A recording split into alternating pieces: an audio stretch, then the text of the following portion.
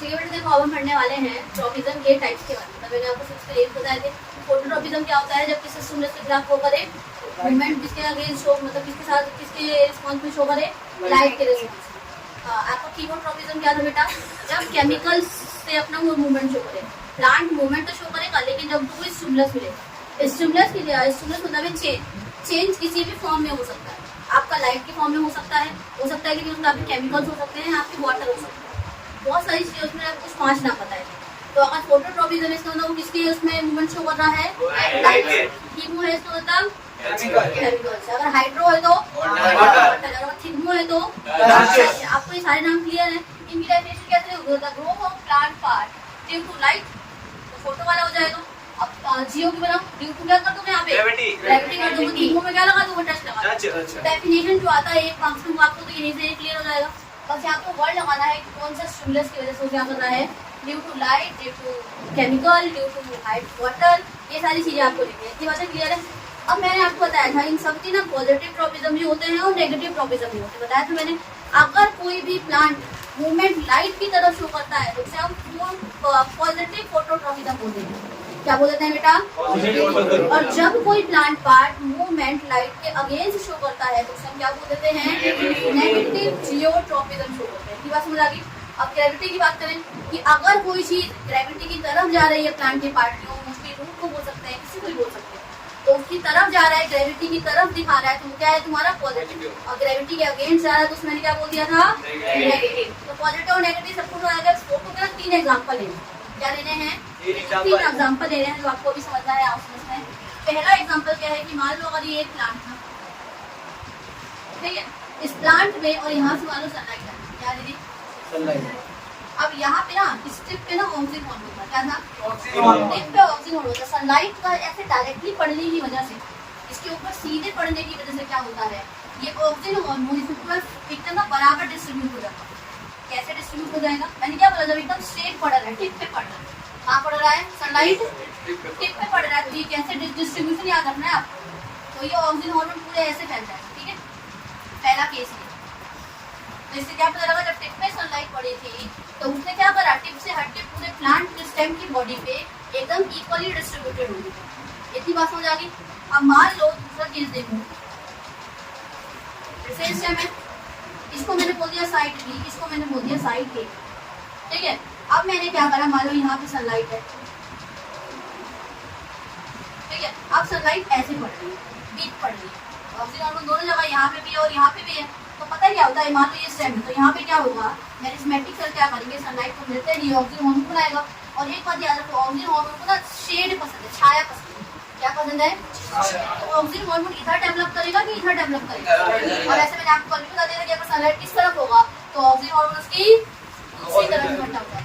उसका कारण ये है कि ऑक्सीजन हार्मोन को बेटा शेड पसंद है, क्या पसंद है, छाया पसंद है।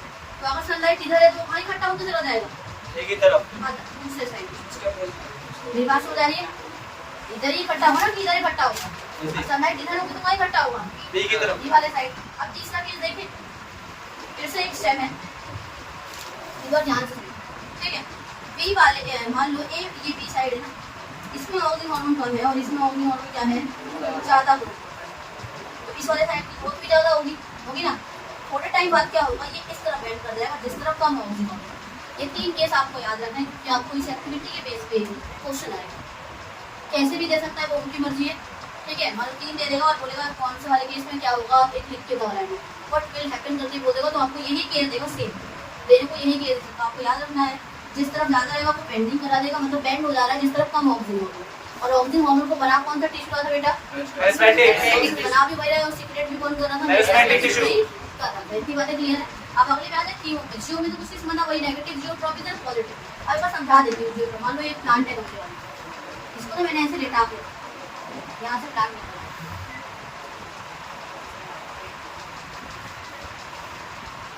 समझे बात। अभी तक ध्यान से देखो, यहाँ से ना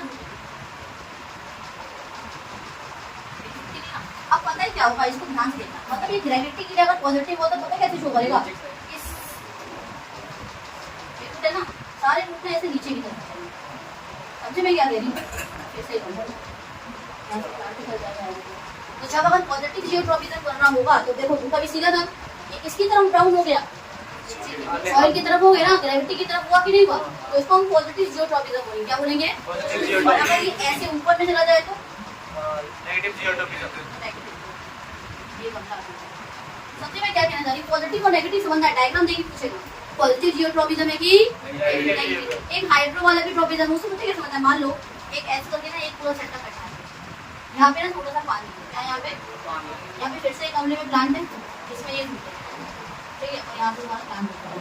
पता है क्या हुआ, हाइड्रोट्रॉपिज्म में रूट ना इसकी तरफ जाने की कोशिश करेगी, रूट की जो डायरेक्शन होगी ना वो ऐसी बन जाएगी, ऐसी समझे, इसे बोलेगा हाइड्रो, तो किसकी तरफ जाने की कोशिश कर रहा है, पानी की तरफ, लेकिन जा तो पाएगा नहीं क्योंकि इतनी ज्यादा ट्रॉपिज्म को खींच नहीं पा रही।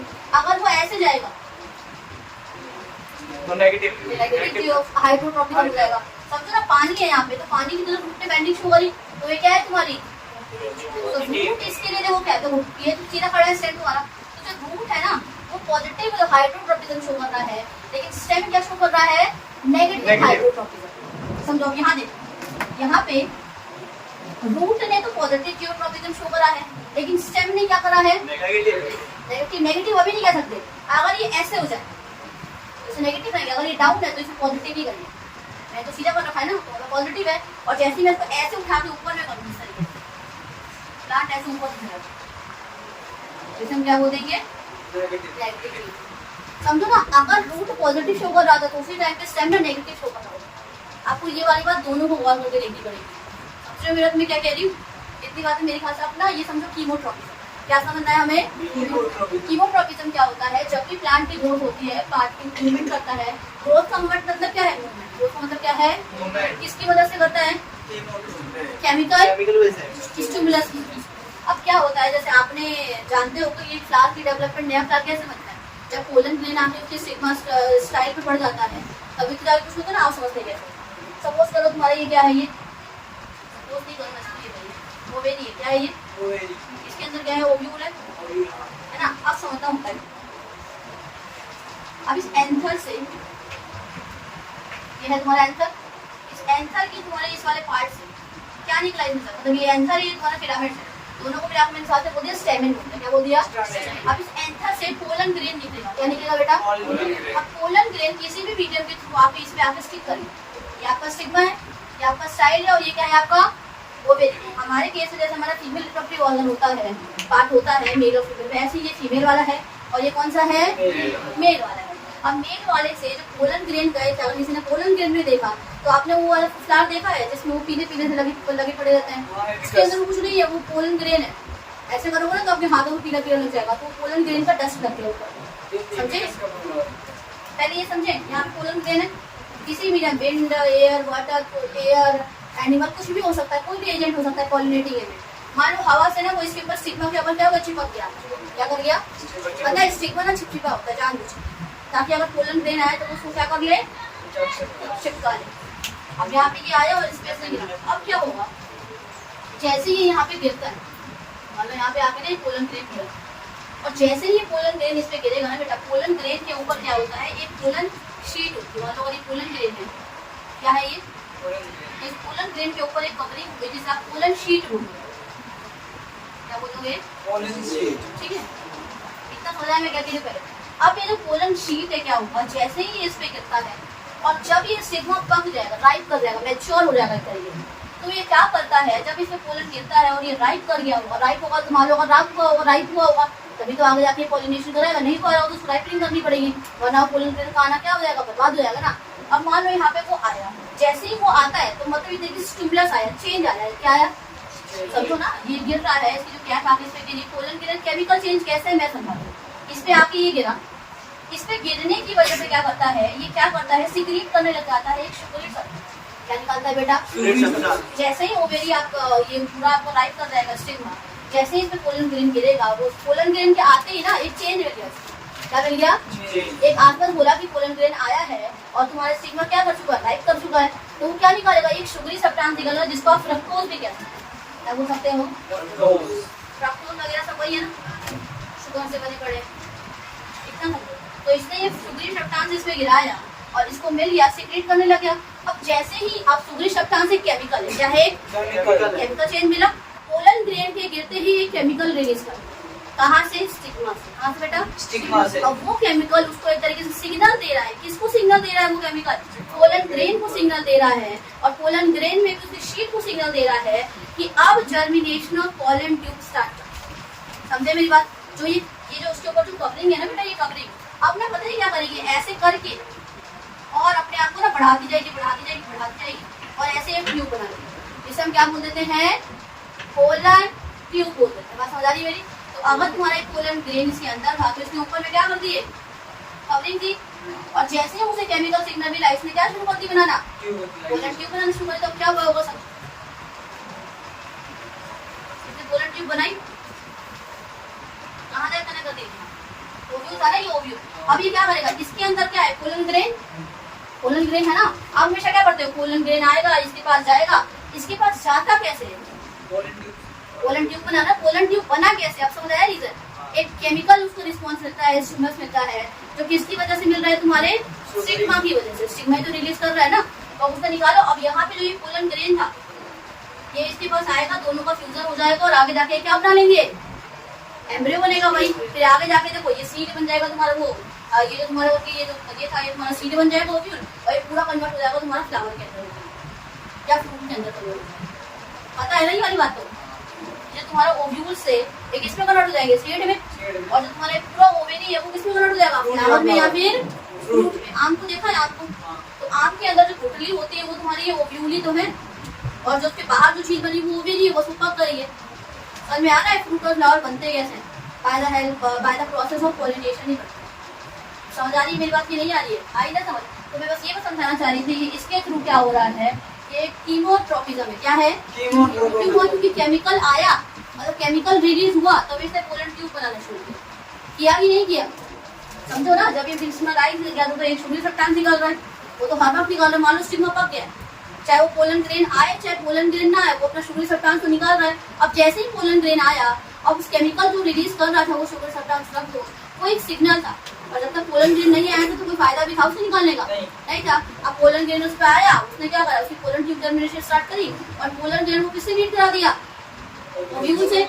और ओव्यूल से उसने क्या कर लिया? फ्यूजन कर लिया। जैसे इसमें स्पर्म और ओवम मिलते हैं, जैगोट बनता है, फिर हमें एक बेबी डेवलप कर जाता है। तो ऐसे इनमें भी तो भैया फ्लावर और फ्रूट बन जाए। इनके लिए बेबी क्या है? फ्लावर और फ्रूट है, या फिर वेजिटेबल है।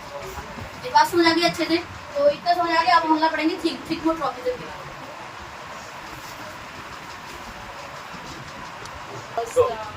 ठीक है, देखो हमने चारों टाइप तो कर लिया, हम पांचवा करना है थिग्मोट्रोपिज्म के बारे में।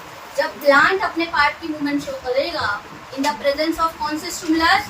टच की वजह से करेगा, तो उसे हम क्या बोल देंगे? थिग्मोट्रोपिज्म बोल देंगे। मैंने आपको बोला था, एक एग्जांपल दिया था मिमोसा पुडिका का, वो टच के रिस्पॉन्स पे कर रहा है, पर उसे हम थिग्मो नहीं कर सकते। क्यों नहीं कर सकते? अभी समझेंगे। वो नेस्टिक मूवमेंट का होगा। मैंने आपको दो तरीके से वो मूवमेंट ना दो तरीके से होते हैं, ट्रोपिज्म के द्वारा, और दूसरा किसके द्वारा शो होता है बेटा? नेस्टिक या नेस्टिक मूवमेंट के द्वारा होता है। तो ट्रोपिज्म क्या था? जब भी आपका जो मूवमेंट, प्लांट के पार्ट का मूवमेंट तो शो होगा, लेकिन किसके प्रेजेंस में होगा? कौन डिटरमाइन करेगा उसको? डायरेक्शन ऑफ स्टिमुलस करेगा। समझे मेरे मैंने क्या बोला?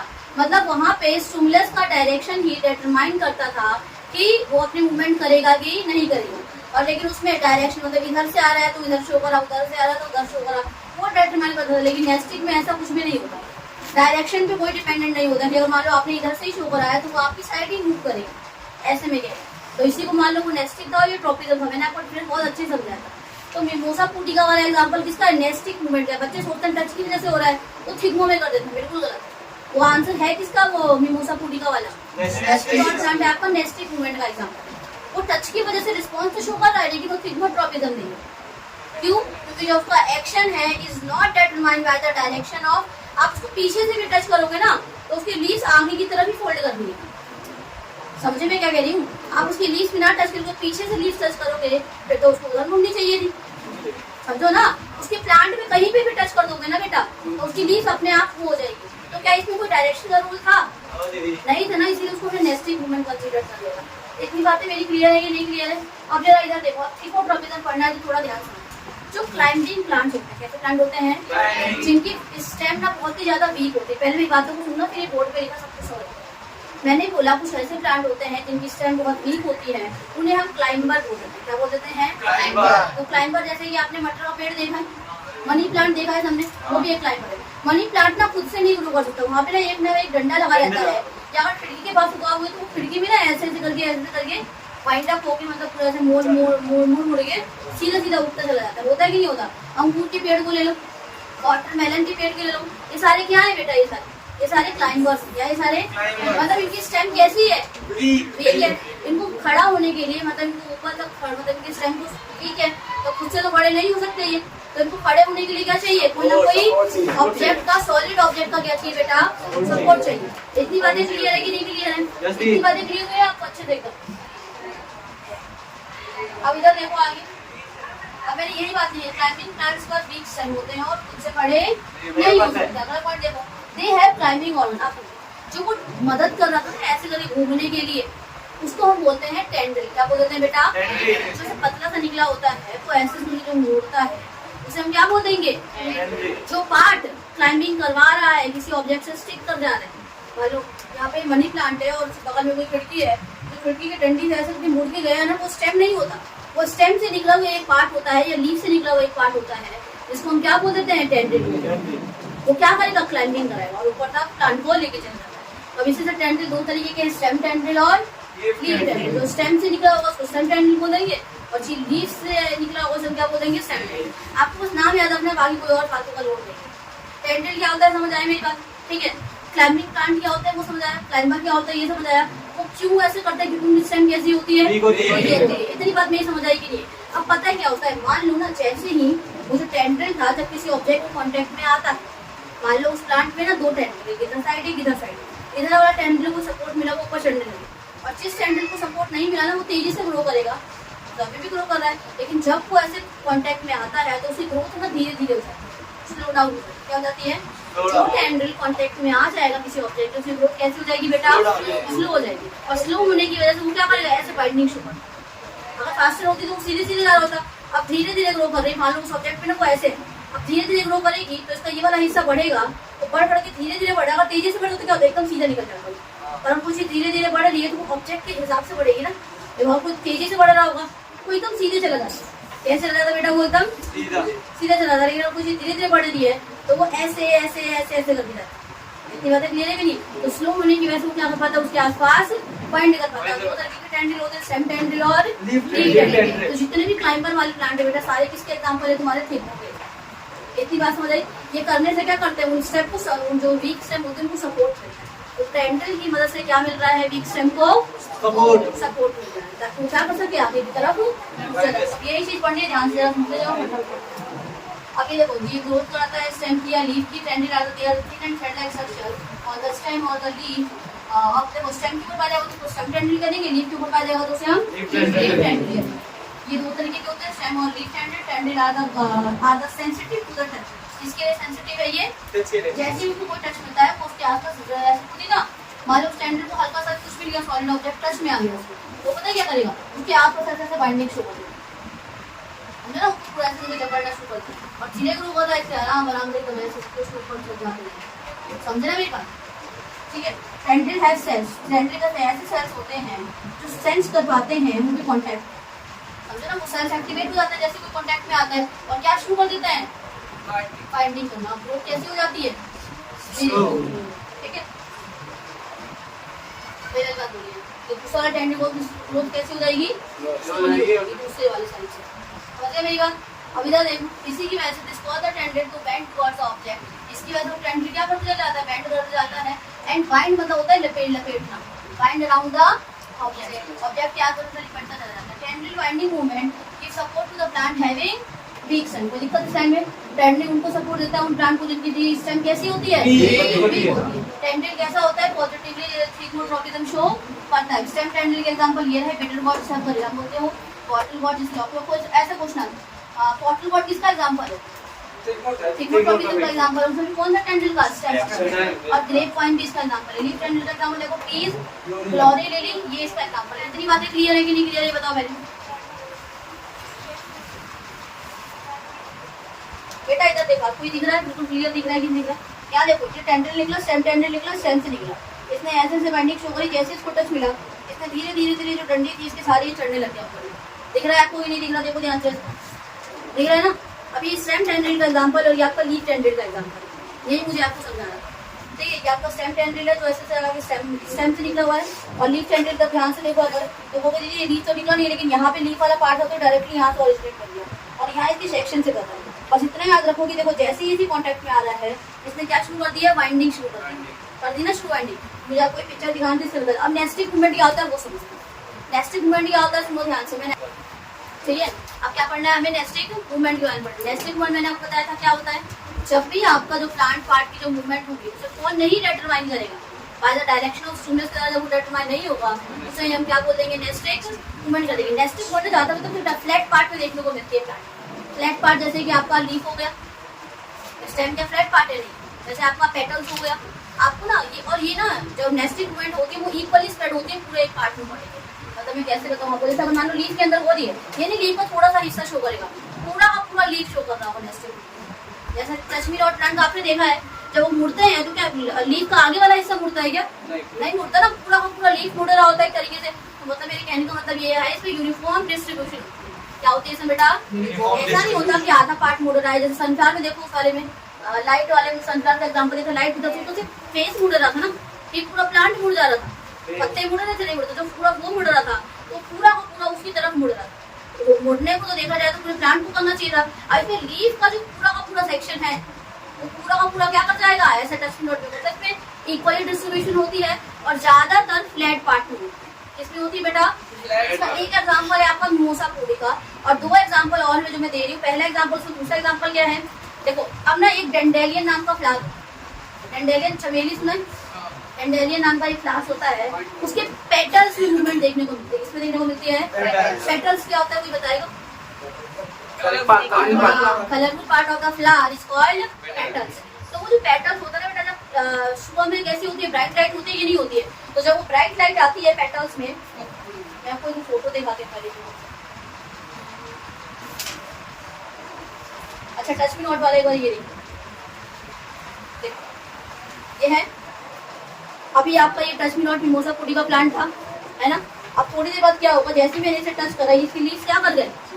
अपने आप मुड़ जाते हैं। कहते हैं छुई हुई प्लांट कह देते हैं, तो इसके लीव्स अपने आप क्या करके मुड़ गए। और ये देखो ये रहा। तो ये एग्जांपल समझ आ गया आपका नेस्टिक मूवमेंट का कैसे है, क्योंकि लीफ पूरी पूरी क्या कर रही है और ना फ्लैट पार्ट में हो रहा है, मतलब लीव्स के अंदर हो रहा है कि नहीं हो रहा। इसके दो एग्जांपल्स और आपको मैंने आपको डेंडेलियन प्लांट का वो बताया। ये क्या करता है, जैसे ही मॉर्निंग में जो ब्राइट लाइट होती है उस टाइम पे तो ये ओपन कर जाता है, मतलब जो पेटल्स होते हैं समझो अगर कोई फ्लावर है उसका डेंडेलियन प्लांट का जो पेटल्स है उस टाइम पे वो खुल जा रहा है। जब उसको ब्राइट लाइट मिल रही है तो सारे के सारे पेटल्स क्या कर जा रहे हैं? ओपन हो जाते हैं। लेकिन जैसे ही उसको कम लाइट मिलती है इवनिंग के टाइम में वो वापस से क्या हो जाते हैं? बंद हो जाते हैं। ये किसका एग्जाम्पल है? डेंडेलियन फ्लावर का। और भी किसमें एग्जाम्पल है? आपका नेस्टिक। क्यों? देखो अभी फ्लैट पार्ट में पेटल्स भी क्या है? फ्लैट पार्ट ही तो है। तो आपको पहले बताओ ये वाला डायग्राम समझ आया कि नहीं आया?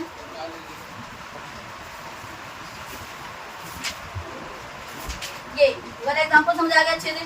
ठीक है, ये वाली बातें समझ आई जो मैंने आपको बताई। मैंने आपको देखो यहाँ 3 एग्जांपल दिए, यही समझा दिया, दूसरा समझा। अब एक और समझते हैं। जो पेटल्स होता है आपका मून फ्लावर नाम का एक फ्लावर होता है, उसके जो पेटल्स ना दिन के टाइम में जब ब्राइट लाइट मिलेगी तो क्लोज हो जाएगा और रात के टाइम में क्या कर जाता है? वो खुल जाता है।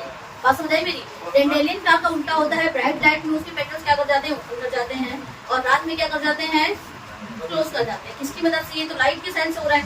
तो एक बात याद रखना आप यहाँ पे कि पहला वाला जो आपका एग्जांपल है टच मी नॉट वाला, और ये दो नीचे वाले जो एग्जांपल है, आप नेस्टिंग वाले मूवमेंट को ना ग्रोथ मूवमेंट नहीं कह सकते। क्या नहीं कह सकते? और जो नीचे वाले दोनों हैं, और जो नीचे वाले दोनों हैं वो दोनों ग्रोथ मूवमेंट का एग्जांपल है। तो एक बात याद रखो, ट्रॉपिज्म में तो सारे ही ग्रोथ मूवमेंट कह सकते हैं, मतलब मूवमेंट कर रहा है तो मतलब उसका कोई भी एक्शन देखने को मिल रहा है तो ग्रोथ मूवमेंट है। लेकिन नेस्टिंग वाले में हम उसकी मूवमेंट को ग्रोथ मूवमेंट नहीं कह सकते, समझे? All growth movement are tropism, ठीक है, but all nastic movement are not growth movement. ये वाली बात याद रखना। इट कैन बी और इट कैन नॉट बी, वो हो भी सकता है और मैंने आपको 3 एग्जांपल बताए। इसमें पहला वाला ग्रोथ मूवमेंट नहीं था, लेकिन नीचे वाले दोनों कैसे थे? Growth movement. इतनी बात समझ आई कि नहीं आई मेरी? तो यही इसी के साथ हमारा ये वाला नेस्टिक मूवमेंट पूरा पूरा क्या हो जाता है? कंप्लीट हो जाता है।